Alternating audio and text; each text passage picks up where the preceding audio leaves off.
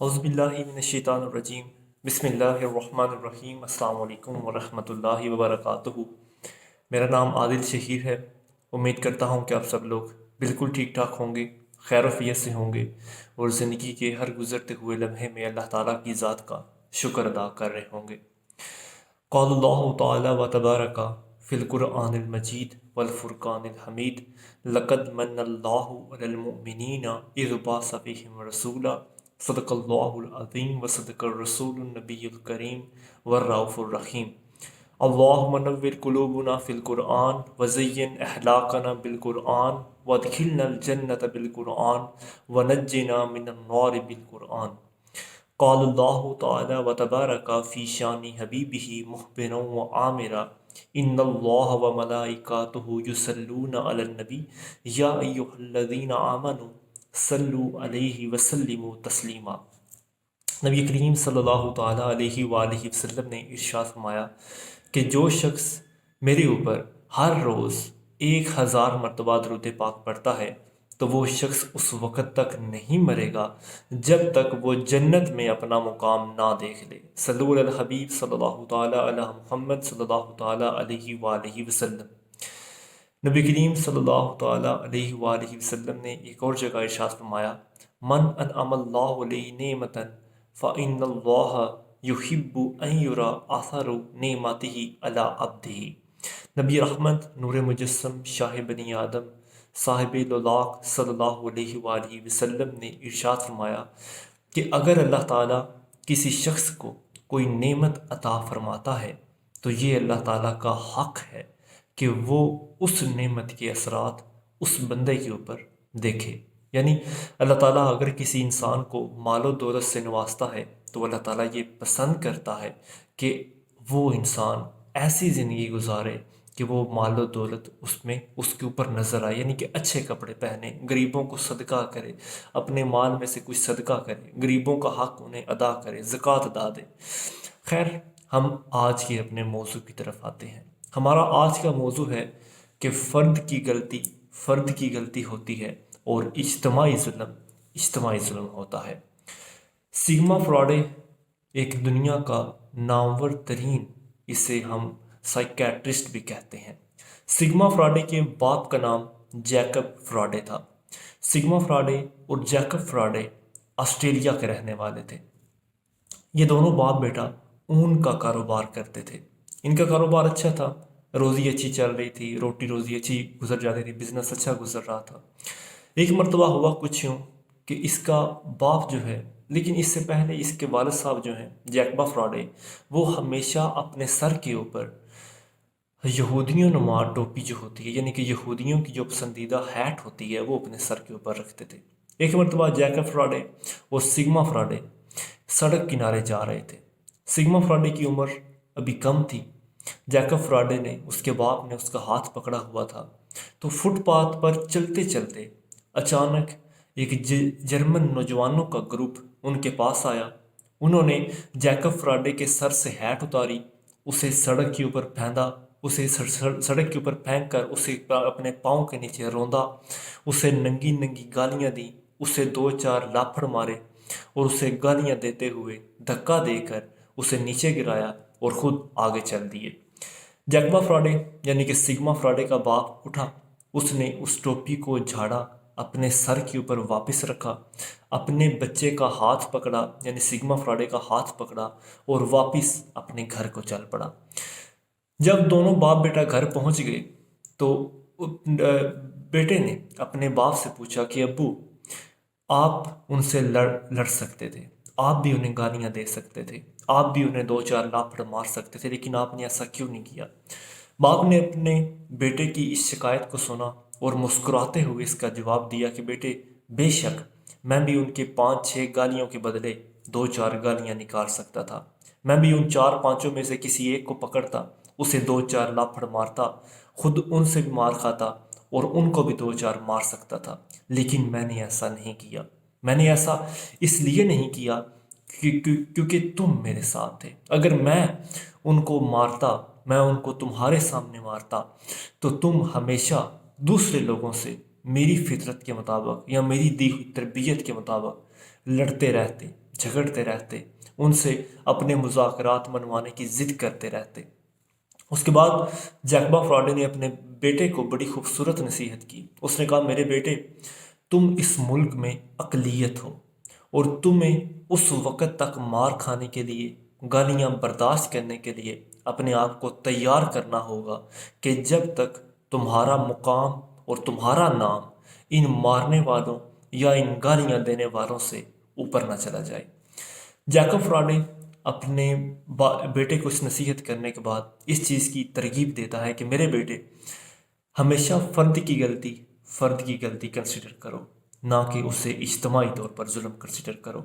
کیونکہ سیگما فراڈے ایک سائیکیٹرسٹ تھا، سمجھدار تھا، ڈرامیٹک تھا، ایک پوئمسٹ تھا، لہٰذا اس نے اس سبق کو اپنے پلے باندھ لیا اور اس نے ہمیشہ فرد کی غلطی کنسیڈر کیا اور اسے اجتماعی ظلم کا کبھی حصہ نہیں بننے دیا۔ فار ایگزامپل، ہمارے معاشرے کے اندر اگر کوئی ان پڑھ شخص کسی اور کو یا کوئی اور کسی ان پڑھ شخص کو، کوئی اسے پنجابی، سندھی، بلوچی یا کوئی پٹھان کوئی ایک لاپھڑ مار دے، ایک گالی دے دے یا ایک چانٹا مار دے، تو وہ ان پڑھ شخص اس پوری کی پوری برادری، اس پورے کے پورے خاندان یا اس پوری کی پوری قوم کو اجتماعی ظلم کی لائن میں گھسیٹ دے گا۔ وہ جب بھی بدلہ لے گا وہ پوری قوم سے بدلہ لے گا۔ وہ جب بھی بدلہ لے گا وہ ایک پنجابی سے نہیں، ایک سندھی سے نہیں، ایک بلوچی سے نہیں، بلکہ ہمیشہ ان تمام لوگوں کو ایک ہی فہرست میں کھڑا کر دے گا۔ دیکھیں، ہم جس خاندان سے تعلق رکھتے ہیں یہ ممکن نہیں ہے کہ اس خاندان کے سارے افراد جو ہیں وہ ٹھیک ہوں، اور یہ بھی ممکن نہیں ہے کہ اس خاندان کے سارے افراد غلط ہوں۔ دیکھیں، 5 انگلیاں برابر نہیں ہوتی۔ انسان اپنے ساتھ 17 قسم کے مزاج لے کر پیدا ہوتا ہے۔ دنیا میں ہر قسم کا انسان مختلف مزاج کا حامل ہوتا ہے، لیکن یہ بھی حقیقت ہے کہ ہر انسان 24 گھنٹے اس ایک مزاج کے تحت نہیں رہتا۔ میں آپ کو وہ مزاج تھوڑے تھوڑے کر کے، یعنی کہ 17 کے 17 مزاج جن کے اوپر سرچ کر کے بنایا گیا اور کہا گیا، ان کی فہرست کچھ یوں ہے۔ دنیا میں 17 قسم کے مزاج کے لوگوں کے اندر سب سے پہلی قسم آتی ہے کنجوس لوگوں کی۔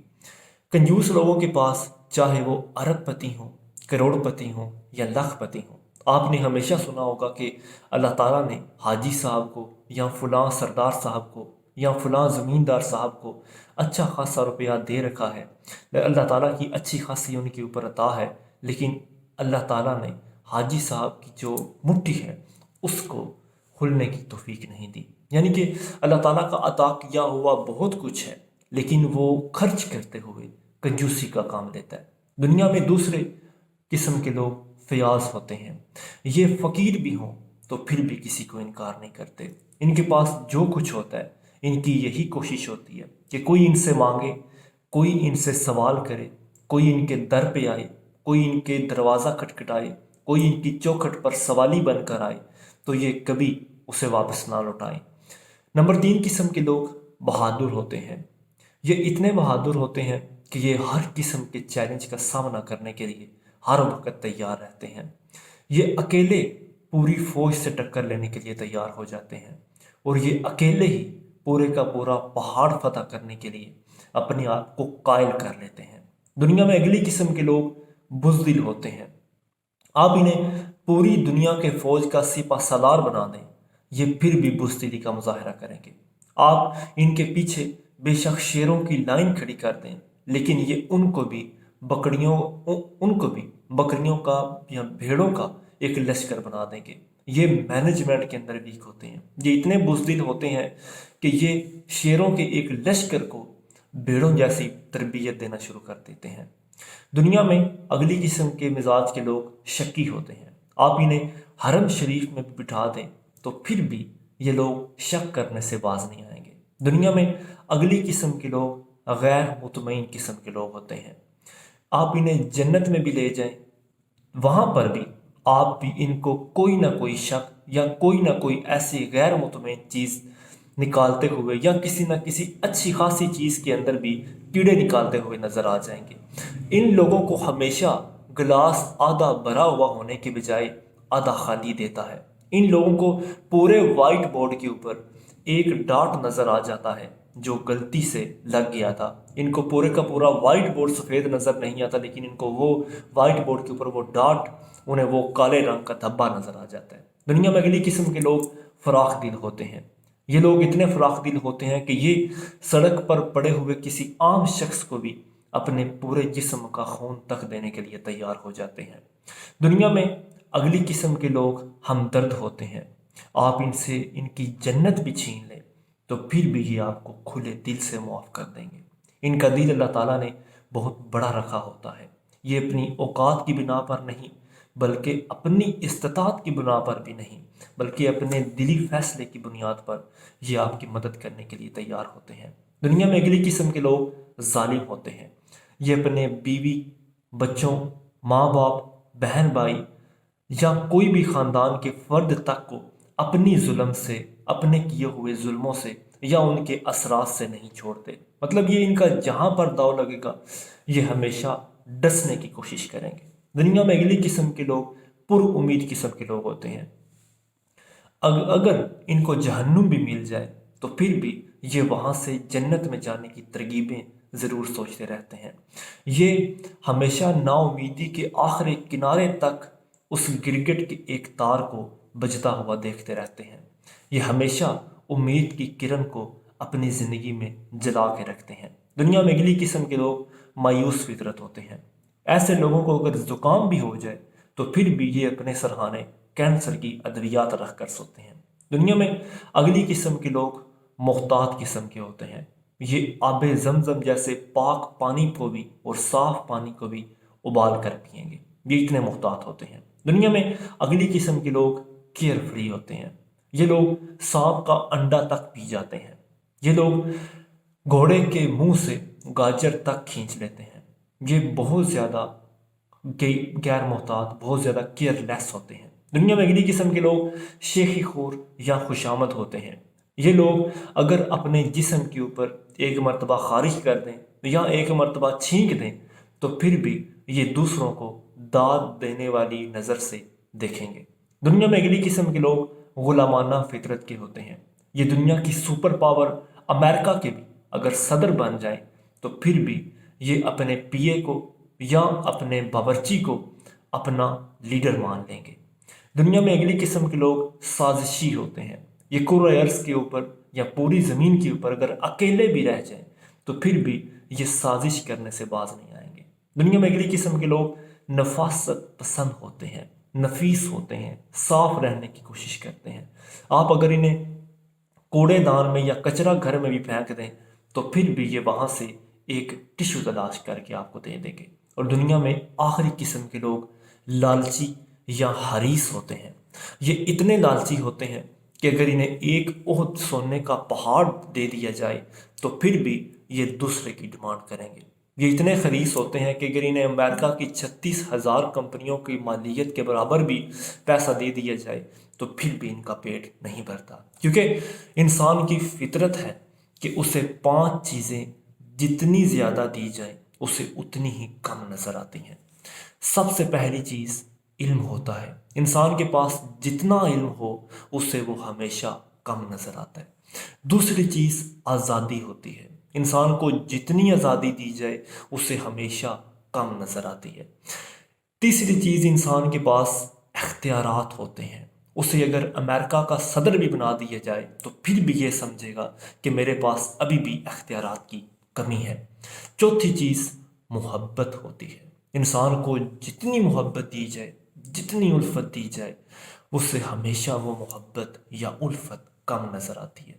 اور سب سے آخری اور 5ویں چیز لالچ۔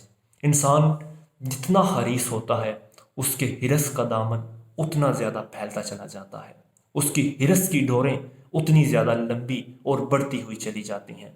اور بے شک نبی کریم صلی اللہ تعالیٰ علیہ وآلہ وسلم کی وہ حدیث بنا شک بے شک سچ ہے ہمارے انسانوں کے لیے، کہ اگر آپ نے فرمایا، اس کا مفہوم ہے کہ اگر انسان کو احد کے پہاڑ جتنا بھی سونا دے دیا جائے تو پھر بھی وہ دوسرے کی ڈیمانڈ کرے گا۔ اور آپ نے فرمایا کہ بے شک انسان کا پیٹ قبر کی مٹی بھر سکتی ہے۔ اللہ تعالی ہمیں بھی اجتماعی غلطی کو اجتماعی اور انفرادی غلطی کو انفرادیت کے طور پر سمجھنے کی توفیق عطا فرمائے، آمین بجاہ النبی الامین صلی اللہ تعالیٰ علیہ وآلہ وسلم۔ بہت شکریہ، جزاک اللہ۔ اگر آپ کو ہماری ویڈیوز، ہماری کاوش اچھی لگتی ہے تو پلیز سبسکرائب کر دیجیے۔ تھینک یو سو مچ، بہت شکریہ۔